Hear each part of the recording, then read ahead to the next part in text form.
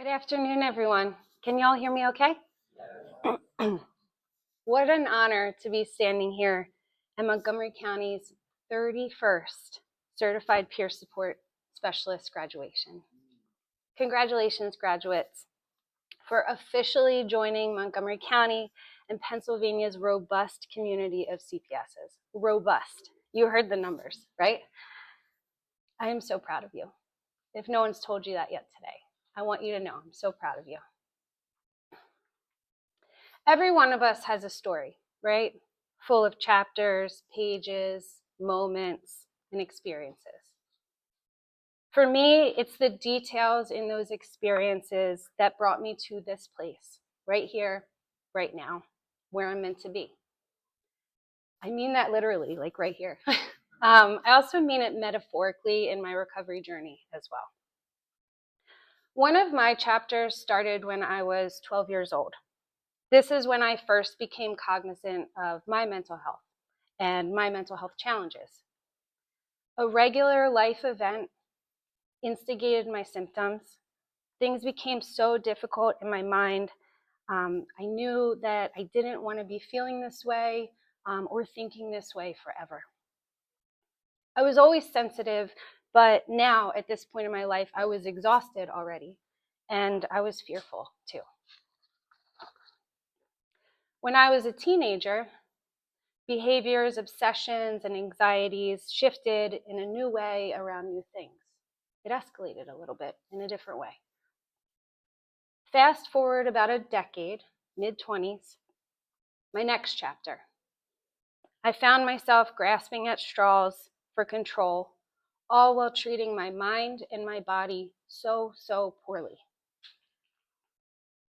Now, these are just little tidbits of each chapter, right, that I share with you.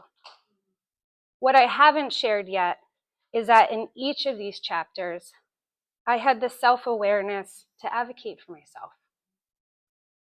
There was a sparkle of light somewhere inside of me that knew I needed to ask for help. Now, I must acknowledge my privilege here. Each time I reached out for help, I ultimately received it in some capacity. And we know, unfortunately, that's not the case for every individual who's experiencing mental illness. I dream of a day where fair, equitable, accessible supports are widely known and easily found for anyone. So, what was different for me in that last chapter that I just shared? It was me finally realizing that my recovery story is an ongoing one, rather than a one and done. Recovery is an action.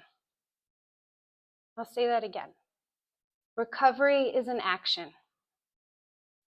Sometimes that action is taking small steps.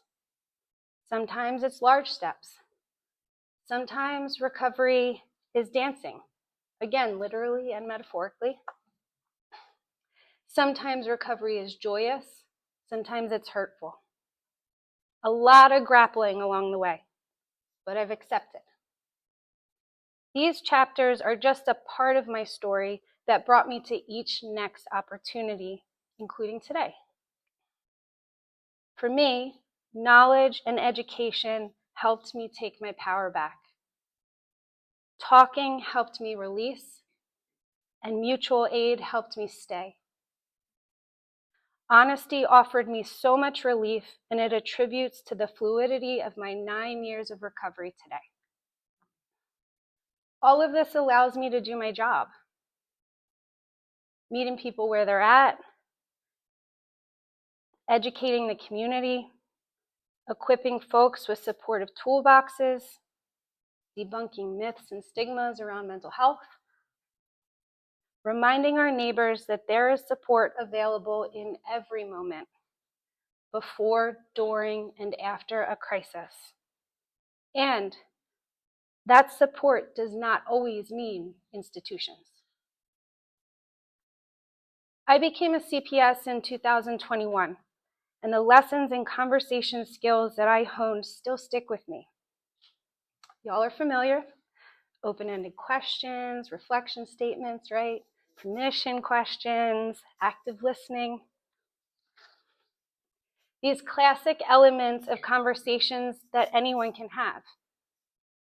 But the truth is, not just anyone can become a peer support specialist.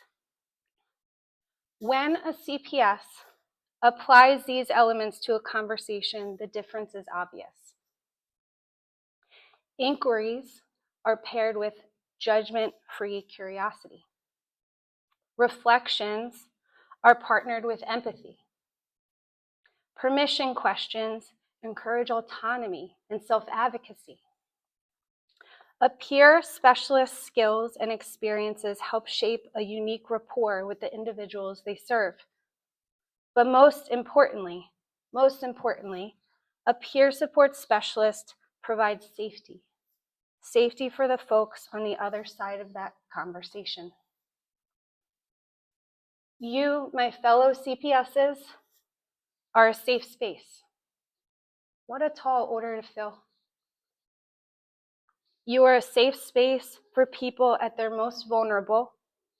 Equally, you are a safe space for people at their triumphs. That's the beauty of peer support. It's all inclusive. Another thing I learned when I went through peer support class, I can only speak for myself, right? And only of my own story. The golden rule, I am not an expert in being the expert. As a peer specialist, I cannot walk someone's exact journey, but I can certainly walk alongside them or meet them at a crossroads or offer them a lift when the road gets foggy.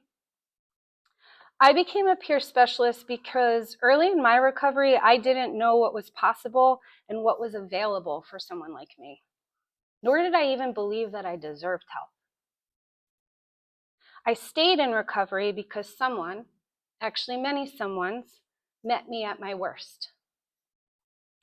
Even though my journey belongs to me, and your journey belongs to each of you, the point is we don't recover and heal alone. We don't do this solo. We are not alone. And now, because of you, someone does not need to walk alone. Someone in Pennsylvania does not need to struggle in silence. Someone in our community does not need to celebrate without a party because they have you.